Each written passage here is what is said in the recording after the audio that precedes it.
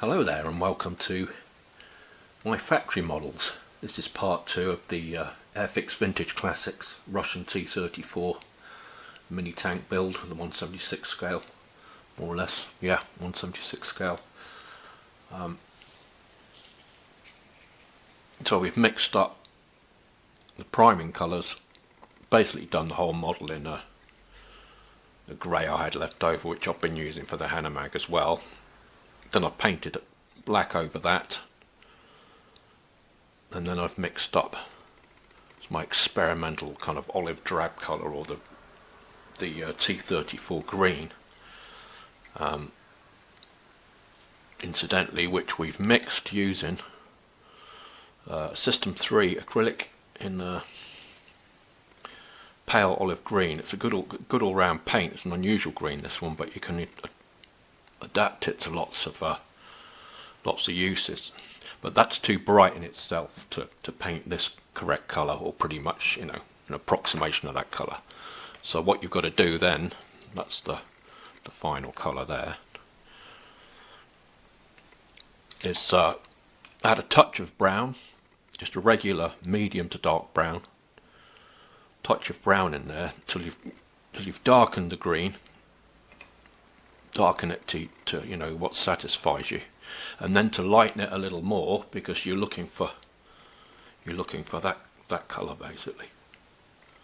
So just to lighten it, if it's still too dark after you put the brown in, which it probably will be, you just want a couple of touches on the end of the brush of regular acrylic white. Just mix it in properly, make sure it's smooth. You'll see how much you need. Just experiment until you get it right, and keep the paint amounts low so you don't waste your paints. So basically, once all the wheels were put on, I washed in a red oxide, which is actually this one here. Washed in a red oxide, and then on top of the red oxide, I washed over a darker brown,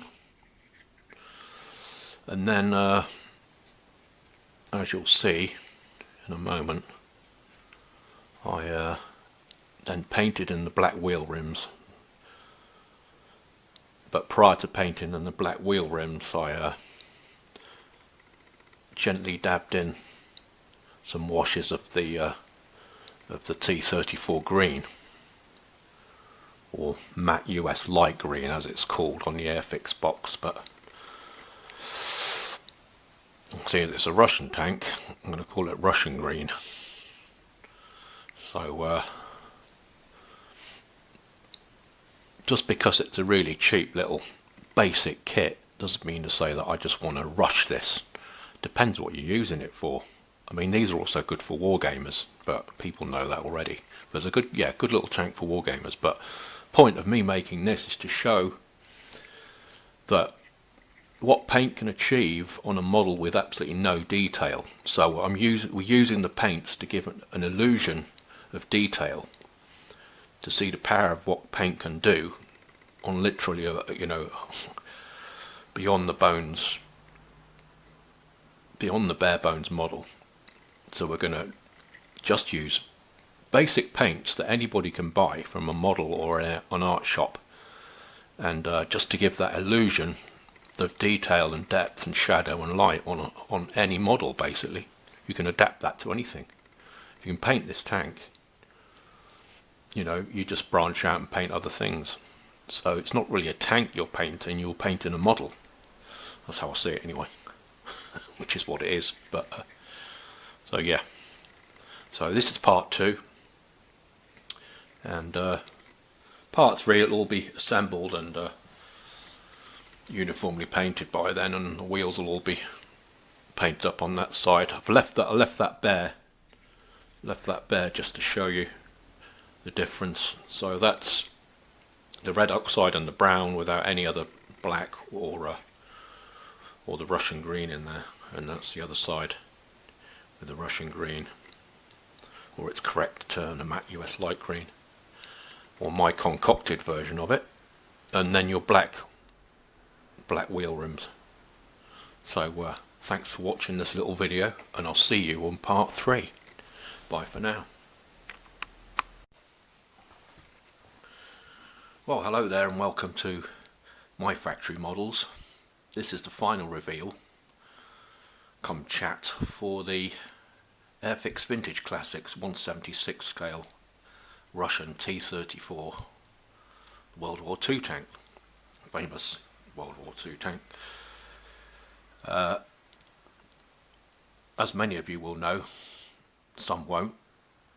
I didn't till recently because I've not really looked at the T34, but it was the Second World War's apparently possibly the most successful tank in terms of reliability, ability to withstand damage due to its sloping armour, although thousands did get destroyed by the German forces.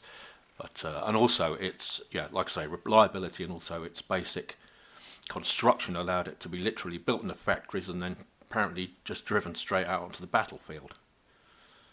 So there we are. Yeah, it's a fun little kit. Like I said in the early videos, incredibly basic.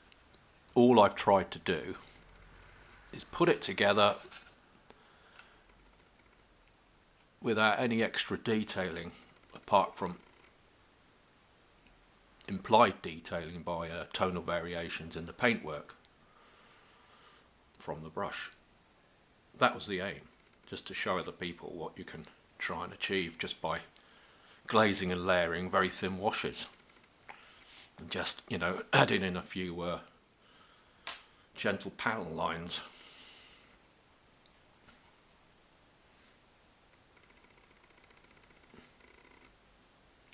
So I can see there, like I say, it's a very limited paint scheme as well. You've got put some red oxide on for the which actually is meant to be like a dark brown for the exhausts at the back, various shades of green to achieve that kind of olive Russian green, which is actually meant to be US light green. I don't know why, but or US matte green in Humbrol. But very few decals.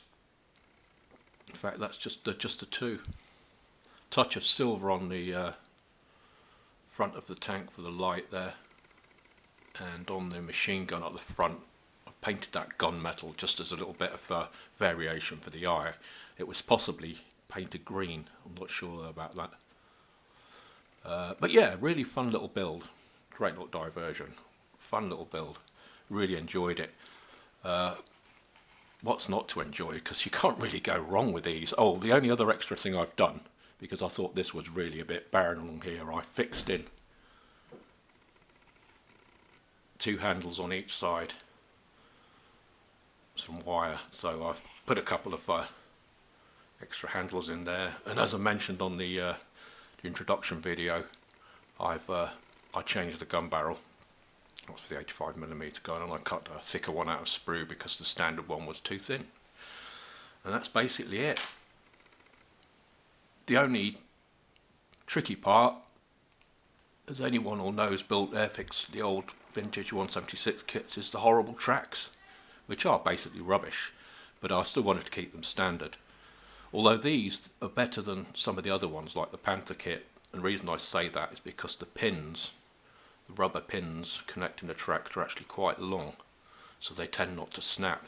Luckily these didn't snap, but I've put them together with super glue. But you get that.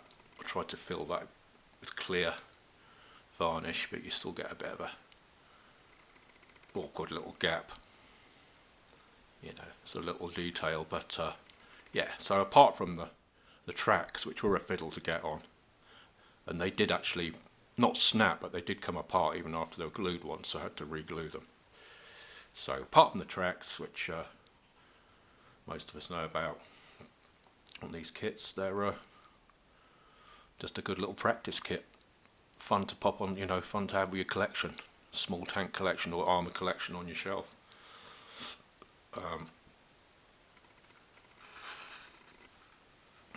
So yeah, really did just enjoy on just getting down and painting away on this simple piece of plastic. And yeah, you could put more on it, you could scratch more on it, add things to it, but all in all, I'm quite happy with that. And oh, the other thing I did, a few tonal variations in the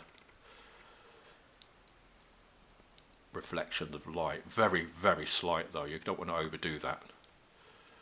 That's basically not white, that's kind of really a very light green, just to give the impression of you know, light on the edges or on the top, but it's got to be very muted because you're not really going to get bright light reflecting off that kind of matte green like that in real life. So